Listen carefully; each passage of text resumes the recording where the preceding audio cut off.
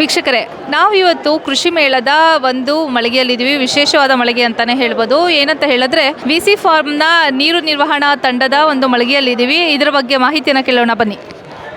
ಏನಿದು ಸರ್ ಇದು ಈ ನಾಟಿ ಮಾಡೋದು, ಈ ಕ್ರೇಟ್ಗಳನ್ನು ಇಟ್ಟಿದ್ದೀರಿ, ಇದ್ರ ಬಗ್ಗೆ ಮಾಹಿತಿ ಕೊಡಿ ಮೇಡಮ್. ಇಲ್ಲಿ ಪ್ರಮುಖವಾಗಿ ನಾವು ನೀರು ನಿರ್ವಹಣೆ ಬಗ್ಗೆ ನಾವು ಮಾಹಿತಿಯನ್ನು ಕೊಡ್ತಿದ್ದೀವಿ. ಮುಖ್ಯವಾಗಿ ಮಂಡ್ಯ ಜಿಲ್ಲೆಯಲ್ಲಿ ಹೆಚ್ಚಾಗಿ ಭತ್ತ ಮತ್ತು ಕಬ್ಬನ್ನು ಹೆಚ್ಚಾಗಿ ಬೆಳೀತಾರೆ. ಹಾಗೆ ರೈತರು ಕೂಡ ಕಾಲುವೆ ಮುಖಾಂತರ ಹೆಚ್ಚು ನೀರನ್ನು ಬಿಟ್ಬಿಟ್ಟು ಪೋಲು ಮಾಡ್ತಿದ್ದಾರೆ. ಸೊ ಅದೆಲ್ಲ ನೀರನ್ನು ಕಡಿಮೆ ಮಿತವಾಗಿ ಬಳಸೋದ್ರಿಂದ ನಾವು ಜಾಸ್ತಿ ಬಳಸಿದ್ರೆ ನಮಗೆ ಮಣ್ಣಿನ ಆರೋಗ್ಯ ಹಾಳಾಗುತ್ತೆ. ಸೊ ಹಾಗೆ ಬೇರೆ ಪೋಷಕಾಂಶಗಳ ಕೊರತೆ ಮತ್ತು ಪೋಷಕಾಂಶಗಳ ಲಭ್ಯತೆ ಕೂಡ ಕಡಿಮೆ ಆಗ್ತಾ ಹೋಗುತ್ತೆ. ಅದನ್ನೆಲ್ಲ ಈಸಿಯಾಗಿ ಹೇಗೆ ನಿರ್ವಹಣೆ ಬಂದರೆ ವಿವಿಧ ಭತ್ತದ ಬೇಸಾಯ ಪದ್ಧತಿಗಳ ನೀರಿನ ನಿರ್ವಹಣೆ ಹೇಗೆ ಮಾಡ್ಬೋದು ಅಂತ ನಾವು ಇಲ್ಲಿ ಮೇನಾಗಿ ತೋರಿಸ್ತಾ ಇದ್ದೀವಿ. ಮೊದಲನೇದಾಗಿ ಸಾಂಪ್ರದಾಯಿಕ ಪದ್ಧತಿಯಲ್ಲಿ ಭತ್ತದ ಬೇಸಾಯ. ಈ ಸಾಂಪ್ರದಾಯಿಕ ಪದ್ಧತಿಯಲ್ಲಿ ಮಾಮೂಲಿಯಾಗಿ 10 ಸೆಂಟಿಮೀಟರ್ ಅಂತರದಲ್ಲಿ ನಾವು ನಾಟಿ ಮಾಡ್ತೀವಿ. ಬಟ್ ಇದರಲ್ಲಿ ಏನಂತ ಅಂತ ಹೇಳಿದ್ರೆ ಸಾಲಿಂದ ಸಾಲಿಗೆ ಮತ್ತು ಗಿಡದಿಂದ ಗಿಡಕ್ಕೆ ಈಕ್ವಲ್ ಆಗಿ ಸ್ಪೇಸಿಂಗ್ ಇರೋದಿಲ್ಲ. ಸೊ ಹಾಗೆ ನಾವು ಕಳೆ ನಿರ್ವಹಣೆ ಎಲ್ಲ ಕೈಯಲ್ಲೇ ಮಾಡಬೇಕಾಗುತ್ತೆ. ಆವಾಗ ನಮಗೆ ಆಳುಗಳ ಸಂಖ್ಯೆ ಜಾಸ್ತಿ ಬೇಕು, ಹಾಗೆ ಖರ್ಚು ಜಾಸ್ತಿ ಆಗುತ್ತೆ. ಇಲ್ಲಿ ಮತ್ತು ಇಳುವರಿ ಕಮ್ಮಿ ಆಗುತ್ತೆ. ಯಾಕಂತ ಹೇಳಿದ್ರೆ ಸ್ಪೇಸು ಗಾಳಿ ಮತ್ತು ಬೆಳಕು ಸೂಕ್ತವಾಗಿ ಸಿಗದೇ ಇರೋದ್ರಿಂದ ತೆಂಡೆಗಳು ಕಡಿಮೆ ಹೊಡಿತವೆ. ಸೊ ಆವಾಗ ಇಳುವರಿ ಕುಂಠಿತ ಆಗುತ್ತೆ. ಮತ್ತು ಇಲ್ಲಿ ನೀರು ಜಾಸ್ತಿ ಬಿಡೋದ್ರಿಂದ ಮಣ್ಣಿನ ಆರೋಗ್ಯ ಹಾಳಾಗುತ್ತೆ. ಮೇನಾಗಿ ಮತ್ತು ಮಂಡ್ಯ ಭಾಗದಲ್ಲಿ ಅಂದರೆ ಅಚ್ಚುಕಟ್ಟೆ ಪ್ರದೇಶದಲ್ಲಿ ಈ ಥರ ನೀರು ನಿಲ್ಲಿಸೋದ್ರಿಂದ ಕ್ಷಾರಯುಕ್ತ ಮತ್ತು ಚೋಳು ಮಣ್ಣಾಗಿ ಮಣ್ಣುಗಳು ಹಾಳಾಗ್ತಾ ಹೋಗುತ್ತೆ. ಆವಾಗ ಮಣ್ಣು ಹಾಳಾದರೆ ನಮಗೆ ಪೋಷಕಾಂಶಗಳು ಕೊರತೆಯಾಗಿ ಇಳುವರಿ ಕಮ್ಮಿ ಆಗ್ತಾ ಹೋಗುತ್ತೆ. ಹಾಗೆ ವರ್ಷಕ್ಕೆ ಭತ್ತವನ್ನೇ ಬೆಳೀತಾ ಇರೋದ್ರಿಂದ ಇಳುವರಿ ಕುಂಠಿತ ಆಗ್ತಾ ಹೋಗುತ್ತೆ. ಸೊ ಯಾವಾಗ ರೈತರು ಕಡಿಮೆ ನೀರನ್ನು ಬಳಸಿ ವ್ಯವಸಾಯ ಮಾಡ್ಬೋದು ಅಂತ ಹೇಳಿ. ಮತ್ತು ಈಗ ಮಳೆಯಾಶ್ರಿತ ಪ್ರದೇಶದಲ್ಲಿ ಕಡಿಮೆ ನೀರನ್ನು ಬಳಸ್ಕೊಂಡು ರೈತರು ಭತ್ತವನ್ನು ಬೆಳೆಯುವಂಥದ್ದು. ಅದರಲ್ಲಿ ಮುಖ್ಯವಾಗಿ ಮೊದಲನೇದಾಗಿ ಡ್ರಮ್ ಸೀಡರಿಂದ ನೇರವಾಗಿ ಭತ್ತವನ್ನು ಬಿತ್ತನೆ ಮಾಡುವಂಥದ್ದು. ಇದರಲ್ಲಿ ಮೊಳಕೆ ಬಂದಂತಹ ಕಾಳುಗಳನ್ನು ಫಸ್ಟು ಹದವಾಗಿ ಭೂಮಿಯನ್ನು ಮಾಡಿ 2 ದಿವಸದ ನಂತರ ಕೆನೆ ಮಣ್ಣು ಇರಬಾರ್ದು, ಸ್ವಲ್ಪ ಗಟ್ಟಿಯಾದ ನಂತರ ಡ್ರಮ್ ಸೀಡರ್ನಿಂದ ನೇರವಾಗಿ ಬಿತ್ತನೆ ಮಾಡುವಂಥದ್ದು. ಇದರಲ್ಲೂ ಕೂಡ ಎಕರೆಗೆ 25 kg ಬೇಕಾಗುತ್ತೆ. ಬಟ್ ಇಲ್ಲಿ ಏನು ಸೇವ್ ಆಗುತ್ತೆ ಅಂತ ಹೇಳಿದ್ರೆ ನಮಗೆ ಆಳುಗಳ ಒಬ್ಬ ರೈತರ ದಿನಕ್ಕೆ 2 ರಿಂದ 3 ಎಕರೆ ತನಕನೂ ಬಿತ್ತನೆ ಮಾಡುವಂಥದ್ದು. ನೆಕ್ಸ್ಟು ಇಲ್ಲಿ ಡ್ರಮ್ ಸೀಡರಿಂದ ನೇರವಾಗಿ ಬಿತ್ತನೆ ಮಾಡೋದ್ರಿಂದ ನಮಗೆ ಕಳೆ ನಿರ್ವಹಣೆ ಈಸಿ ಆಗುತ್ತೆ. ಯಾಕಂದರೆ ಕೋನೋವೀಡರ್ ಅಂತ ಬರುತ್ತೆ. ಕೋನೋವೀಡರ್ನ ಒಬ್ಬರೇ ಕೂಡ ದಿನಕ್ಕೆ 2 ಎಕರೆ ಗುಂಟನೂ ಕಳೆಯನ್ನು ನಿರ್ವಹಣೆ ಮಾಡ್ಬೋದು.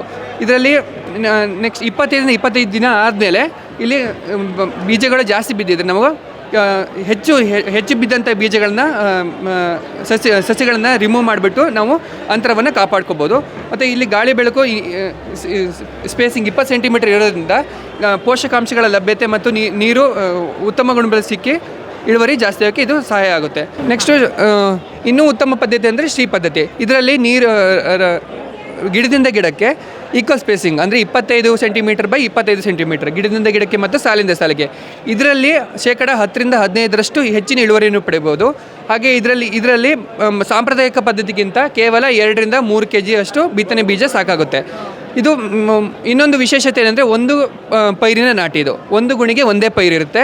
ಇದರಲ್ಲಿ ಒಂದೇ ಪೈರು ಇರೋದ್ರಿಂದ ಹೆಚ್ಚಿನ ತೆಂಡೆಗಳು ಬೆಳೆಯುತ್ತೆ. ಮತ್ತೊಂದು ಗಾಳಿ ಬೆಳಕು ಎಲ್ಲ ದಿಕ್ಕುಗಳಲ್ಲೂ 4 ದಿಕ್ಕುಗಳಲ್ಲೂ ಸಿಗೋದ್ರಿಂದ ತೆಂಡೆಗಳು ಜಾಸ್ತಿ ಹೊಡಿತವೆ.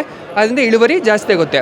ಮತ್ತು ಇದರಲ್ಲಿ ರೋಗ ಮತ್ತು ಕೀಟಬಾಧೆಯು ಕೂಡ ಈಸಿಯಾಗಿ ನಿರ್ವಹಣೆ ಮಾಡ್ಬೋದು. ಯಾಕಂದರೆ ಗಾಳಿ ಬೆಳಕು ಯಾವಾಗ ಜಾಸ್ತಿ ಸೂರ್ಯನ ಬೆಳಕು ಬೀಳುತ್ತೋ ಆವಾಗ ಕೀಟಗಳು ಮತ್ತು ರೋಗಗಳ ನಿಯಂತ್ರಣ ಕೂಡ ಈಸಿ ಆಗ್ತಾ ಹೋಗುತ್ತೆ. ಮತ್ತು ರೋಗಬಾಧೆ ಕೂಡ ಕಡಿಮೆ ಇರುತ್ತೆ ಸಾಂಪ್ರದಾಯಿಕ ಪದ್ಧತಿಗೆ ಹೋಲಿಸ್ಕೊಂಡ್ರೆ. ಇದರಲ್ಲಿ ನಾವು ಇನ್ನೊಂದು ವಿಶೇಷತೆ ಏನಂದರೆ ಇದರಲ್ಲಿ ಸಾಂಪ್ರದಾಯಿಕ ಪದ್ಧತಿಯಲ್ಲಿ ಯಾವಾಗಲೂ ನೀರನ್ನು 2 ರಿಂದ 3 ಇಂಚು ನೀರು ನಿಲ್ಲಿಸಲೇಬೇಕು. ಅಂದರೆ 5 ಸೆಂಟಿಮೀಟರ್ ನೀರು ನಿಲ್ಲಿಸಲೇಬೇಕಾಗುತ್ತೆ. ಬಟ್ ಇದರಲ್ಲಿ ತೇವಾಂಶ ಮಾತ್ರ ಮೇಂಟೈನ್ ಮಾಡಿದ್ರೆ ಸಾಕಾಗುತ್ತೆ.